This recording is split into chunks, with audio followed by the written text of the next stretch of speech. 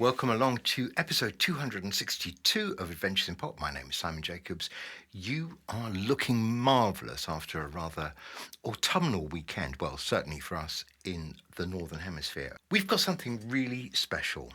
When I say we, actually I just mean I've got something really special for you, particularly if you are an artist that produces music and puts it out on Spotify, and if you, like me, have ever just been completely kind of stumped and baffled and annoyed sometimes about what it is we have to do in order to try and promote our music, get it heard. What are the options? How much is it all going to cost?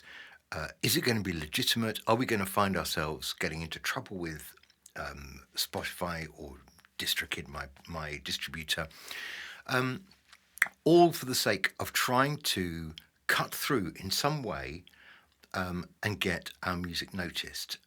And even more than just having your music noticed and maybe streamed is, I suppose, the ultimate goal for the indie musician, and I would count myself absolutely in that group, is to find fans, is to find an audience that actually likes you enough to be loyal and to stick around and to kind of be prepared to go with you on the journey of whatever it is, wherever you're going, whatever music you're producing, is going to stick around and sort of be, dare I say it, a fan.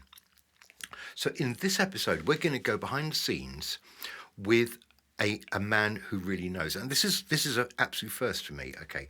I've occasionally talked to my collaborators. I've done that a few times. The people I work with. I've talked to friends who've done interesting things, like go and see the ABBA Voyage concerts.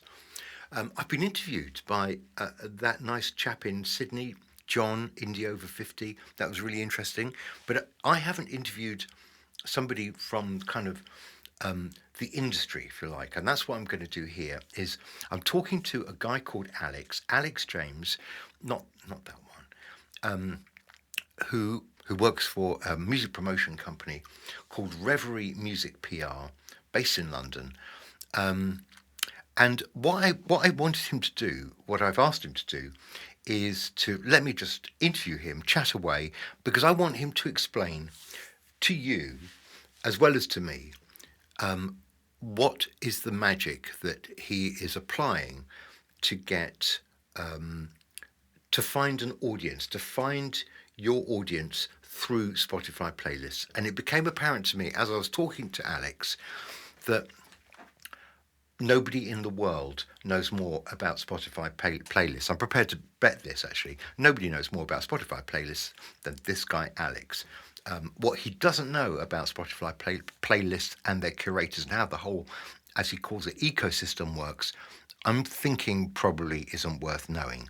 So if this is your bag, you're going to find this absolutely fascinating. And there were some genuinely new things that I discovered about the way that Spotify assesses, your popularity and all those things.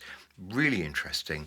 So I think this is a must watch for any indie who is getting music out there and wants to understand what the power of a playlist is. And also, I want to give this guy, Alex, and his organisation, who I'm working with right now on my own music, I want to give him an opportunity just to, shine and let people get in touch if they want to. Although I would just say straight away, one of the points he makes is, on the whole, they get in touch with artists they want to work with rather than the other way around. But hey, let's kick off. I want to dive in. I want to give Alex the opportunity to talk, and there's plenty of talking. We're going to divide this into 2 episodes, and we're starting off with Alex giving kind of an overview of what his whole business. By the way, he is the founder of Revery Music PR. So he's going to give an overview of what the business is all about, what it does, kind of how it works. And then you'll see that I go back and ask him about, why he got into this in the first place. And we talk about some of the stuff that is really important to understanding how how the ecosystem works to be able to give artists like me the best possible chance of being discovered. Okay, so that's what we're in for. Sit back and relax, and I'm going to pass you over to myself and Alex James of Revery Music PR, who's going to tell you stuff that I'm suspecting you don't already know. You might know some of it, but you won't know all of it. Here we go. I think one of the points is we're not just trying to sell to artists, like we're trying to create sort of a relationship where we can communicate and really discuss things like, targets, make sure we're on the same page. Obviously, everything we do is, the objective is, everybody has their own objective. So it's finding that out first. But through our, this how specific our playlists are, our network that we have, we can cater to most artists. And if we can't, then we would just not work with them. So we we work with very specific playlists that are really going to grow those artists. We help find their audiences and we really leverage those and for long-term growth. And it doesn't just fall off a cliff. I think that's something that you see a lot of the time is, you could get streams, but there's nothing comes of it. Mm, So and focusing on the metrics with the reports and on the final report, we also include the streams that came from our playlists and also, from playlist ads and saves and also algorithmic, and then adding those up is the maximum that we contributed. Anything else is likely from your existing audience. So we really do we're very transparent. We don't take credit for things that we didn't do. mm, So I think it's that sort of like honesty, the transparency, the communication at the beginning, making sure we're on board. And then if the song we know it works, because we have all that experience and all that data over all those years. I think it's 5, 6+ years that I've worked in this space, 6, 7 maybe, a long time. yeah. That data is obviously something that not everyone has if they just start out. It takes a while to do that. With that, I know, we can do well for them. And we, it's very rare that we see artists not come back. Very rare. And I think with maybe other companies, there's this high churn of like trying to find artists. The songs might not be as good because they're desperate to find artists. And then Mm, the mm. playlists, you're not going to get the good engagement. It's also negative for the playlists themselves. It affects the curator. So it's this big ecosystem and we want to keep everything healthy and good. And that's what we do. So I think, And do that you kind want? of touches on that. That's really no. It's a good answer. And Alex, do you want artists who've got you know a bunch of songs? Because if they just come to you with one song and say, "Hey, I've got this great song," it's harder, isn't it? Because then there's no follow up, and it for me it seems that there's a momentum thing about we talked quite a lot and with Dan about timing and how long between each Yeah. release and all that kind of stuff. So that's also a thing, isn't it? Around being able to build something over a series of releases. Definitely. Yeah. So, a waterfall release is basically you release a song and then maybe the next month you release, two songs. So you'd have the new song and then the song that you released before, and then you'd maybe have three songs the next time, and then you release an EP Mm. or an album. I mean, Oasis did that recently with their live stuff. So they did like, one song, two songs. You can look at theirs as an example. But a lot of artists do that and it works. It's you could try and just release an album and then what if it doesn't what you're doing is you're giving Spotify as many tries. It's like, hitting the casino. Well, we're obviously not a casino, but you can put your chips in more times. You can be Yes. like you can go for red multiple times. Whereas with an album, you just put all your chips in and you just hope for the best. Um And I did that right at the very beginning with my very yeah. first release. I just released an album and I Mm. thought, fantastic. And of course nobody knows me and nobody knew any of the music and nothing at all happened. It was like it was the biggest wake up call. It was how to kind of rain on my own parade, really. But so yeah, I won't be doing that again. But people have to kind of learn that, I think, as they go along. Yeah, so you create anticipation. So people listen to like one song and then they'll add it to their playlist and then, maybe save it and then they'll appear on the release radar for the next song. So you'll have this existing audience who were maybe super fans from the previous song because they actually really engaged with it, and it would appear on their Spotify. It would say like new release, and that compounds the monthly list compound the and obviously it's good data for Spotify every time. And also with our campaigns, we can really double down on playlists that did well. We can pitch to new playlists. It gives us a lot to work with, and we prefer to work back to back. So rather than running everything together, we want to have good data. We want to have the best positions available. So it works really well for playlisting specifically. But I think if whatever campaign you run, waterfall releases are really, yeah, they're Way to just go. work. They, Yeah, yeah, they're the yeah. way to go currently. What made you start this organization? What were you doing? Give us a little bit about your background, because I'm quite curious apart from anything else. Yeah, well, Amazing. it's not really the thing you sort of start without any experience. I'd been working specifically in playlisting for a few years, like at least 3 years before I even started this.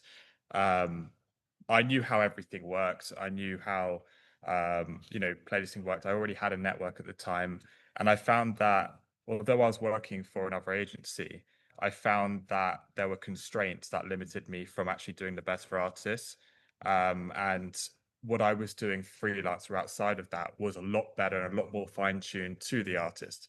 So I had a network of very specific playlists that are growing, rather than generic playlists. A lot of companies tend to just throw a target list of sort of generic playlists that might, be genre dependent, like could just be a folk or a rock playlist with no real insight into maybe the mood or the similar artists or the engagement or the growth of the playlist positions, all of these things we manage. So I have such good control because I always had that direct communication with curators. Yeah, I have a lot of control over like, you know, really finding the right playlist, but also, with the playlist positions, being able to influence that. Um, I find like it's not really a question of submitting to a bunch of playlists and getting a 10% acceptance rate. For me, it's more like I know exactly which ones it will most likely get placed on, and my acceptance rate is almost like 80, 90%. so how Um, how do you know all these curators? How is that just over time you've built up this network? Yeah, essentially, you could say I'm a sort of middleman in a sense. It's just basically, uh, it's networking. So it's just building relationships. Um, some of these curators, like they're very professional, and Hmm. those are the people that I like to work with, people who are quick and respond. You do get a lot of playlists. Maybe it's a curator who runs a playlist, but they might take a month to respond, and that's just not going to work with, the campaign structure, the timelines, especially if you have a release and you want to see some growth at the beginning. So these tend to be curators that I have a strong relationship with. Having said that, we're always on the hunt for new playlists. So we look on Discovered On. This might be one of your follow-up questions, but we look at the engagement of the playlist based on like you have a big artist, you look on their Discovered On section, which are the most engaged playlists for that artist, and then we find those playlists. And what it does is it attracts their audience, and it's basically you're taking the audience from an artist with a bigger audience essentially. So it's a very different framework to using a platform like Submit Hub, where it's just artists submitting to it and it's just full of artists with very small audiences. You're not really going to see any engagement from that, and if you do, it's a little bit suspicious on like how you got that engagement. I think we'll come on to maybe Yeah, talking we'll about come on. how tricky the whole, from an artist's point of view, how tricky it is navigating, all the crap, basically, all the bots and the nonsense. Because I've got myself in, you know, quite a lot of trouble with Spotify a couple of times, and you actually end up just feeling really angry because there's Right. nobody there to defend you, kind of thing. You're doing the best you can do, and you end up making some pretty bad decisions. But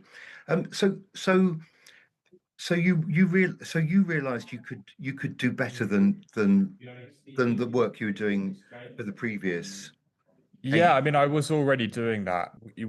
To the point we had artists that were supporting the Killers and performing shows based on, really good playlisting, getting editorials, and we'll come to all of that later. But I could see what I was doing was so beneficial. And I would never shame any company. I would never like do that. But I knew that I needed to pursue that properly, not just as a freelance. I needed to really get out and then start this. And I knew that as a freelancer, I was never going to find enough clients to really make that impact. Um, and I had a really good client base based on basically referrals, people Mm. referring, which is the best way, really. Yeah, yeah. But I knew, like, I knew some people, and people like Dan who are incredible at what they do. And yeah, just made those connections, and it was like, okay, let's make this a real thing. And it hit the ground running essentially Yeah. because of the retention. I think clients just wanted to come back. There were no, if it wasn't the next month, it may be 3 months down the line, they would just get an email from them. So it's yeah, the impact I'm is not felt. surprised. I'm already sort of thinking, you know, how quickly can I save up some funds for next year with whatever I'm doing next year? So I get that because I think, again, from an artist's point of view, I think if you find something that works and is trustworthy, you're going to hold on to it because it's rare, I think. I feel like we're sort of, floating in a sea of sharks, and if you get hold of something that is going to be reliable, that's quite precious. That means a lot. Um, I'm not saying there aren't other people that can do it well. I would say that I'm yet to see kind of, I guess it goes with the experience, but that kind of the level of like detail we really go into. And that's something we could cover later, but like Mm-hmm. with the stats and like, how you really get engagement from those playlists. It's not just about streams because those could just drop off. It's about that retention. What's interesting is, for me, is do you if you have people coming to you saying they want to work with you, do you vet through what kind of artists they are? Are there any artists that you say, no, there's nothing we can do for you, or you're the wrong kind of genre? Do you have a particular genre that you like working with? Yeah, I would say like when we started out, we had people who maybe were looking at for artists that maybe were not as good quality, and I would have to say no. But since we had Dan on the team, everybody they reach out to has been really good quality.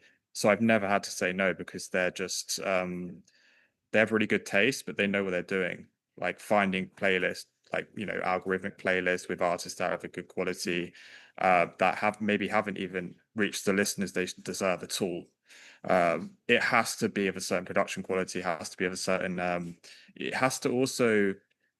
You have to be able to give it some sort of association, whether it be by similar artists, mood, or genre as well, for playlisting specifically, so that you can find those playlists. So it's not just about the quality of the music; it's also about a bit about that too. But the quality of the music's been outstanding. Like I don't even have to vet them. I think if we had a different method of finding artists where we don't reach out to them directly, let's say it was through ads or something like that, then you'd be filtering through because people click on an Yeah, ad and then they would like, and then you'd have to be like, yes, no, yes, no. But because we're reaching out to artists, we're listening to their music, that's the vetting. So if you hear from us, it means we like your music. We wouldn't reach yeah, out to you if we didn't. yeah. And So that's the way it worked originally with Dan. Is I got a message from Dan. And I didn't know him, but it looked interesting. So one thing led to another. Um, Yeah, no, okay, that's very interesting. So you're not having to at this stage, you know, advertise anyway because there's word of mouth and you yourselves looking and sort of making an introduction. yeah, we've never run an ad. I'm not saying we won't. I'm sure that's something we'd want to do. But honestly, we're quite content with the artists we have and the process we have. So it's not something that is essential. And if anything, it might add some stress Okay, that we don't need. so at any one time, roughly how many artists might you be working with? Yeah, I would say it's not like it does depend on the month. Like it's a really good question. Because it could range from like 25, 30 to maybe 50 to 60. Uh, it's based on, obviously my capacity. Um, it could potentially grow if I was to, delegate certain things a bit better. But I want to make sure that the artists get what they deserve. So we do put a cap on how many campaigns we can run in any sort of monthly period, because it just isn't workable. And also, if you look at the playlist, positions on the playlist, Yes, you there's can't. only Yeah, so many positions. So there is a cap. Obviously we have so many playlists we can work with, but what we like to do is we like to have different tiers of playlists. So we have like tier one playlists, we'd pitch to them. If any of those get rejected, we have like the tier twos and the tier threes. So we have a lot of flexibility, and we can always ask artists like, oh, do you like this one or that one? Even after, like, at the beginning of the campaign, would send a target list, would collaborate on that, which I think is a nice thing. A lot of people don't do that. But then also from there, we might even pivot 2 weeks in. So we're always trying to make sure that at the end of the day, we're doing the best for the artist. And uh, yeah, at the moment, I have that flexibility. But yeah, if I was to someone else to do it, it would have to do a lot of things to make that work as well. So yeah, yeah, yeah, we do have a cap right now. There are a lot of curators that really push their playlist. Like, you'd get DMs from curators, you'd get, emails from curators. Uh, those tend to be the ones that are suspect. mm, So it's really to do with how you find players. You've got to proactively find them. Like, if somebody comes to you, you're probably not getting that. There's probably something. Yeah, I mean, in this case with the curators, because there's so many and it is a minefield. But it's just about finding them yourself. So mm. rather than them coming to you, you actually find those playlists, you vet them on Chartmetric, look at the followers over time, you look at the songs, you make sure that it's got a really decent number of like established artists, and then it's finding the contact details, which is the tricky part, Yeah, it uh, is. and then actually establishing a routine relationship. So it is yeah, I think you just got to start from the beginning the right way. And I think a lot of people might, maybe some companies might just have a network that they just fall back on. Um Maybe don't look into it too much and then just accept anything that comes their way because it's easy. Um uh that's not how I roll. Yeah, it's Yeah, yeah. it takes a lot of time, but I can see the benefit and I really enjoy what I do. I think finding playlists is probably one of my favorite things. Speaking of curators, I find it very exciting to, like, for example, working with the biggest old songs playlist. Like, that's a new one. Yes. Uh, but it's very, very cool. And yeah, working with playlists Yeah. it's like And presumably that's a never-ending, finding new playlists and new playlist creators never stops because they must be popping up all over the place all the time. yeah, when you say it like that, it's a big it's an ecosystem Yeah. essentially.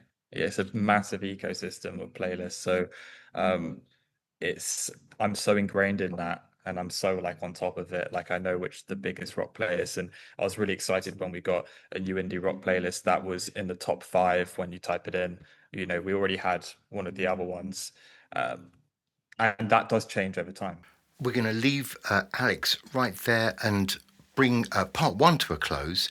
So, in a few days' time, you will have also part two, where we get into some of the real details of the metrics that measure success in these campaigns that Alex and his team run, and we get right into it, and also a little bit about what the criteria he used to choose whichever tracks of mine to release the singles, which is also quite interesting to find out a bit more about. So back for part two in a few days' time. Thank you for watching. Bye bye.